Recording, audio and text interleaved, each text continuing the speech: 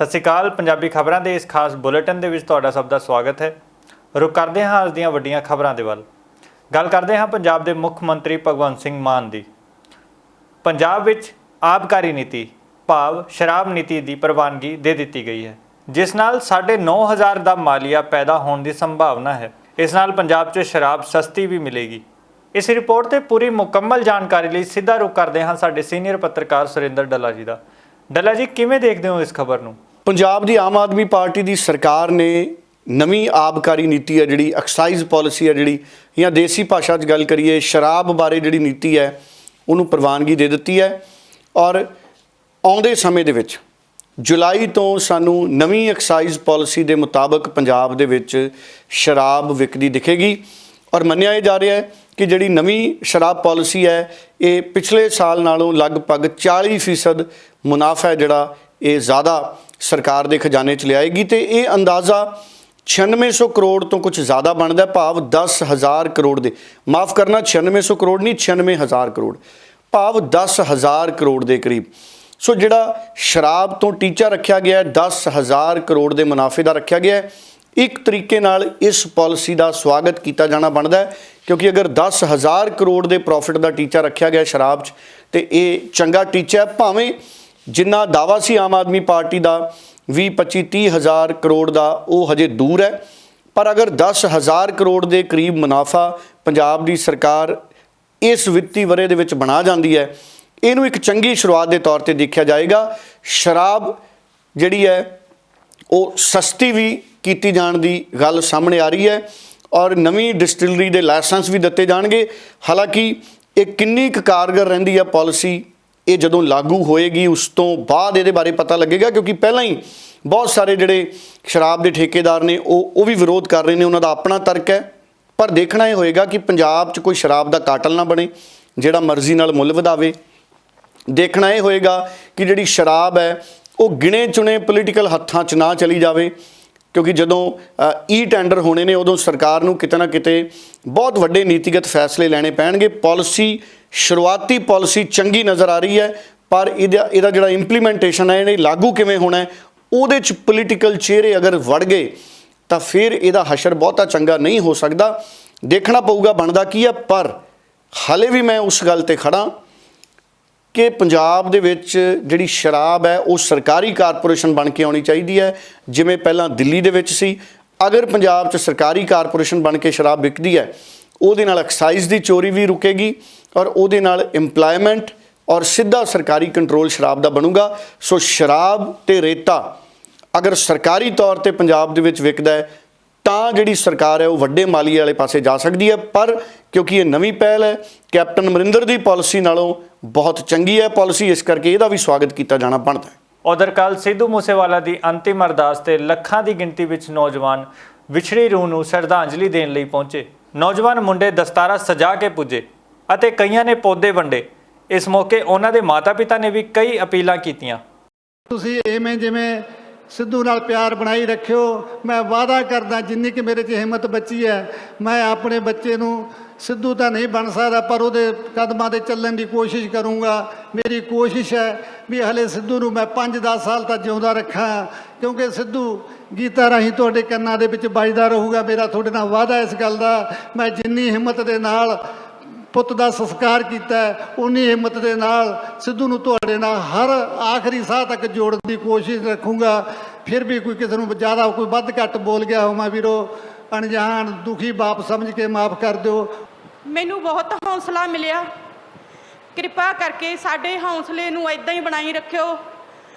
जो भी शुभ बोलते सी पग नूं अपने माता पिता के सत्कार नूं उस तरह जिवें मैनू मेरी माँ समझदे हो मैं तुहानूं आपदे बच्चे समझूंगी, उस तरह उसके जो बोलने उन्होंने कायम रखियो।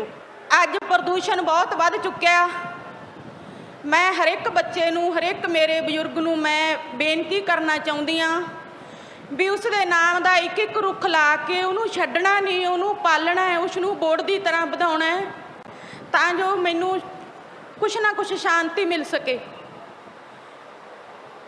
इन्नियां गल्लां करदी हुई मैं खिमा दी जाचकां इत्थे पहुंचण दे सब दा धन्नवाद करदी हां। गुरु जी की फतेह। ਜੇ ਆਪਾਂ ਨੂੰ ਕੋਈ ਅਗਲਾ ਸੰਘਰਸ਼ ਲੀਕੂੰਗਾ ਮੈਂ ਜਦ ਤੱਕ ਆਪਾਂ ਨੂੰ ਇਨਸਾਫ ਨਹੀਂ ਮਿਲਦਾ ਟੇਕ ਕੇ ਨਹੀਂ ਬੈਠਾਂਗੇ। ਮੇਰਾ ਤੁਹਾਡੇ ਨਾਲ ਵਾਅਦਾ ਹੈ, ਪਰ ਮੈਂ ਇਹ ਵੀ ਨਹੀਂ ਕਰਨਾ ਚਾਹੁੰਦਾ ਵੀ ਮੈਂ ਕਿਸੇ ਨੂੰ ਸਮਾਂ ਵੀ ਨਾ ਦੇਵਾਂ।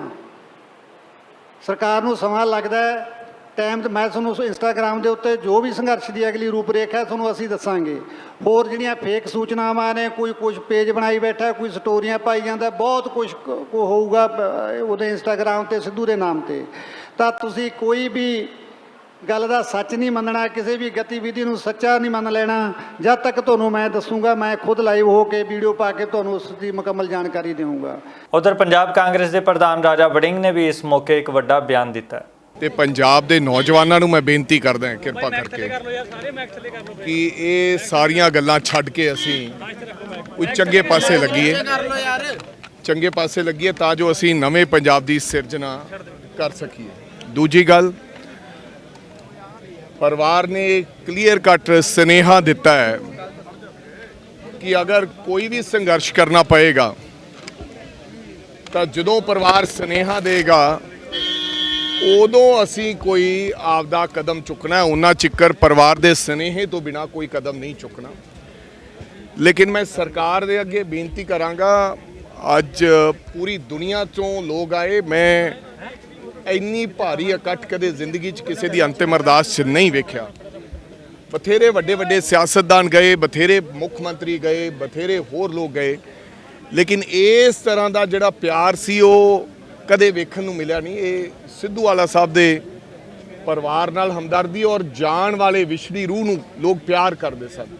ਮੇਰੀ ਬੇਨਤੀ ਹੈ ਸਰਕਾਰ ਨੂੰ ਕਿ ਇਹ ਨੌਬਤ ਨਾ ਆਵੇ, ਪਰਿਵਾਰ ਨੂੰ, ਇਹ ਉਸ ਬਾਪ ਨੂੰ ਨੌਬਤ ਨਾ ਆਵੇ ਸੜਕ ਤੇ ਬੈਠਣ ਦੀ, ਸੰਘਰਸ਼ ਕਰਨ ਦੀ।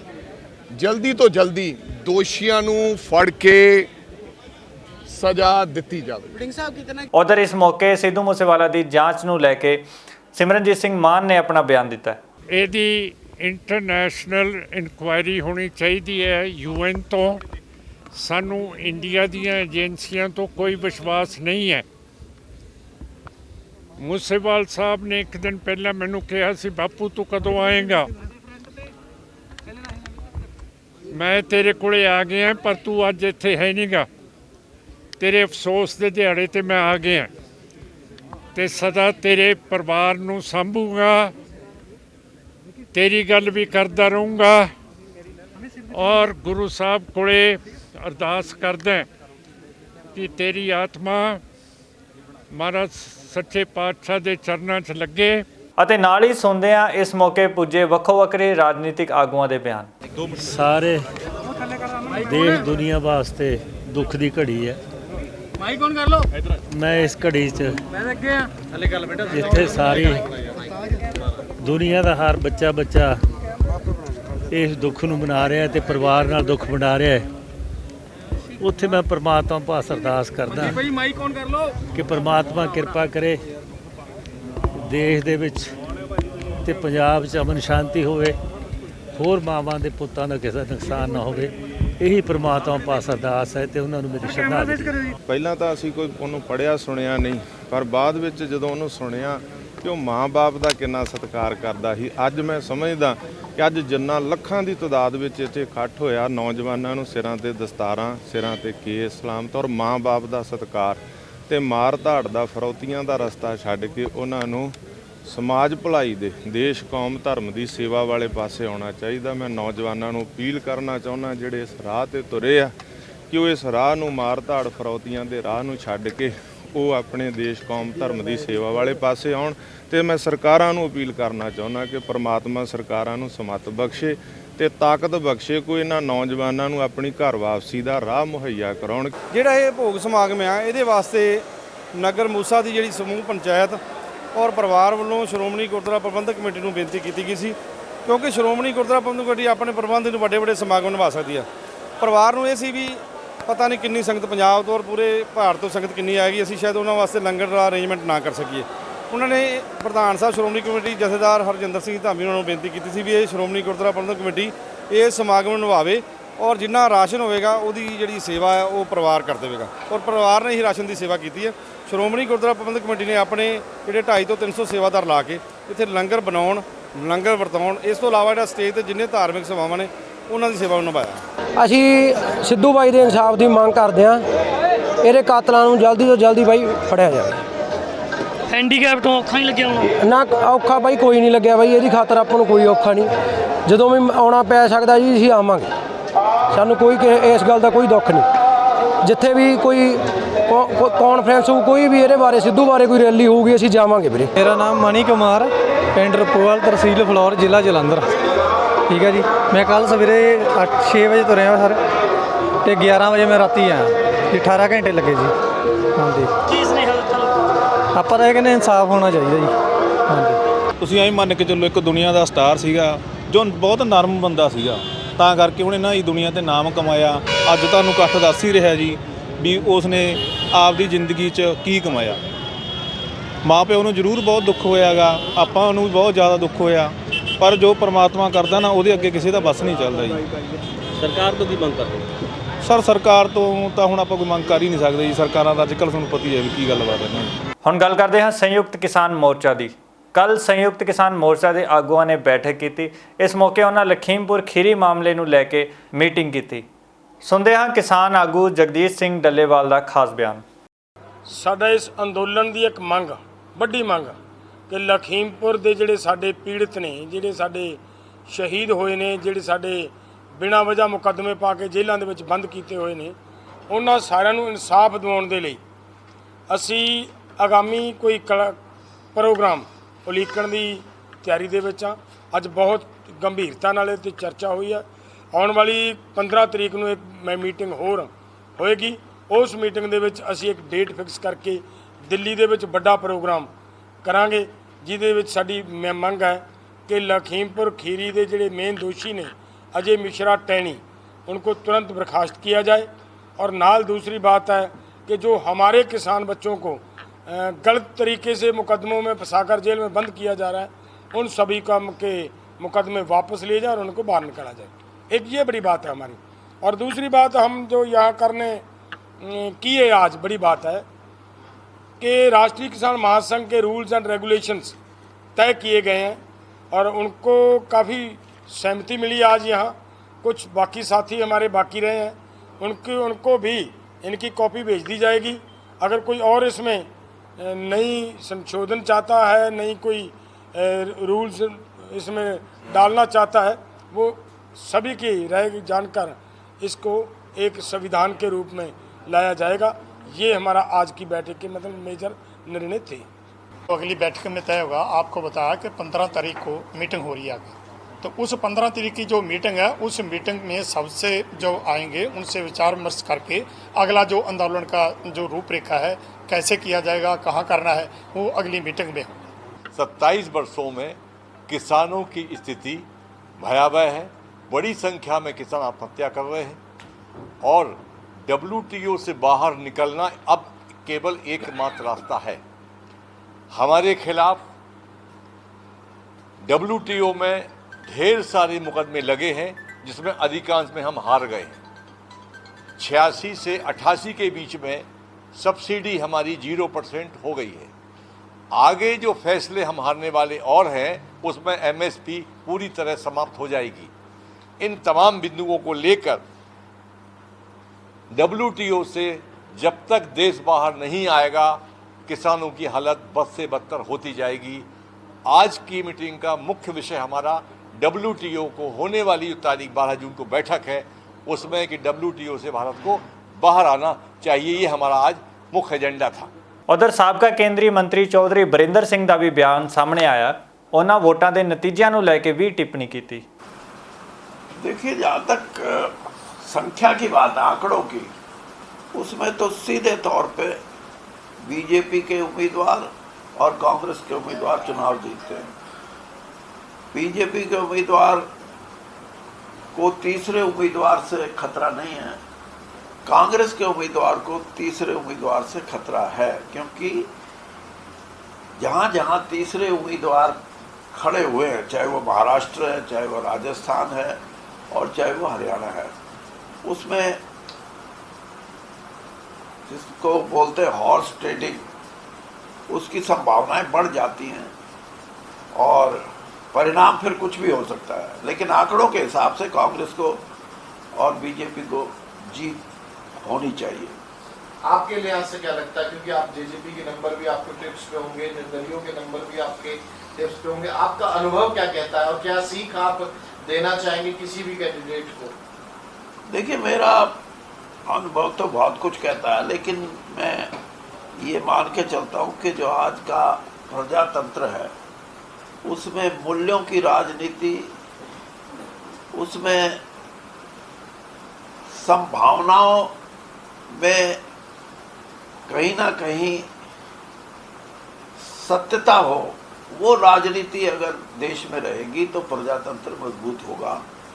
और मूल्यों से हटके और नैतिकता से हटके अगर जनप्रतिनिधि अपना फैसला करते हैं तो वो बहुत ही दुर्भाग्यपूर्ण होता है, मैं तो ये कहूँगा। ये वो तो मैंने बताया कि 31 में क्लियर जीत है दोनों कैंडिडेट की, और दोनों के पास 31 का आंकड़ा है, कांग्रेस के पास भी और बीजेपी के पास भी। 31 से घटके अगर किसी की वोट आती है कांग्रेस की, और वो 30 पे भी चुनाव जीत सकता है, लेकिन 30 से कम आने पे चुनाव खड़ा हो जाएगा। और उसमें जैसे आपने कहा कि जो सेकंड प्रेफरेंस है वो महत्वपूर्ण हो जाएगी, और सेकंड प्रेफरेंस ज़्यादातर फिर जो भी जिसने भी बीजेपी से, जेजेपी से और दूसरों से वोट लेने की उम्मीद में अपना नामांकन किया है, उसके चांसेस बढ़ जाते हैं। ਹੁਣ ਸੁਣਦੇ ਹਾਂ ਪੰਜਾਬ ਦੇ ਕੁਝ ਤਾਜ਼ਾ ਸਿਆਸੀ ਬਿਆਨ। 2 दिन बाद राज्यसभा का चुनाव भी है। भारतीय जनता पार्टी ने कृष्णलाल पवार जी को उतारा है, और हम बड़े आराम से, हमको 31 वोट चाहिए, हमारे पास 40 भारतीय जनता पार्टी के वोट हैं, तो बड़े आराम से हम कृष्णलाल पवार जी की सीट जीतेंगे। 9 वोट हमारे पास सरप्लस भी हैं, उसके अतिरिक्त हैं, और कार्तिकेय ने वो हमसे संपर्क करके समर्थन मांगा है, तो हम उनको समर्थन देंगे कांग्रेस को रोकने के लिए।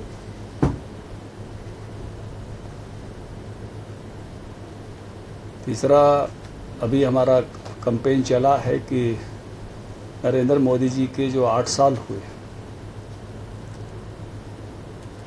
हमने 17 लाख परिवारों में संपर्क किया है। हमने 21 लाख में संपर्क करने का रखा था लक्ष्य, जिसमें से 2 लाख परिवारों में हमने ऊपर के नेताओं की ड्यूटी लगाई थी बाय नेम, और बूथ का संपर्क अभियान हमने एक दिन रखा था 26 तारीख को। तो अभी जो हमारा डाटा कलेक्ट हुआ है वो 17 लाख का हुआ है। इस नगर परिषद के 19 के चुनाव के बाद हमने जो बाकी का लक्ष्य है उसको 100 से संपर्क, इसको कैंपेन का नाम दिया था। जो बाकी है उसको पूरा करेंगे, क्योंकि 15, 16, 17 जुलाई को हरियाणा भारतीय जनता पार्टी का ट्रेनिंग कैंप जो है वो सूरजकुंड में होगा। तो उससे पहले हम जो हमारा जो बाकी लक्ष्य है उसको पूरा करके मैदान में उतरेंगे। पंजाबी खबरां दे इस खास बुलेटिन दे विच फिलहाल इन्ना ही। बहुत बहुत धन्यवाद।